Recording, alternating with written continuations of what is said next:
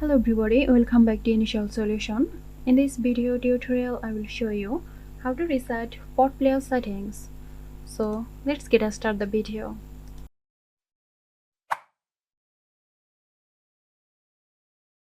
To reset PotPlayers to its default settings, right click on anywhere on the player screen and then click on Preference, or you can just press F5 key on your keyboard.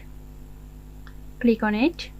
In the Preference window, at the bottom you will find the Reset option. Click on Reset and a confirmation box will appear. Click OK and it will automatically reset PotPlayer settings. So there you have it.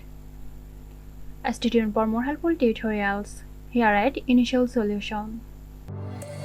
This video is sponsored by Girosoft. Girosoft offers graphic design, UI UX design, digital marketing and web development. Elevate your brand with Girosoft today. For more details, check the description box.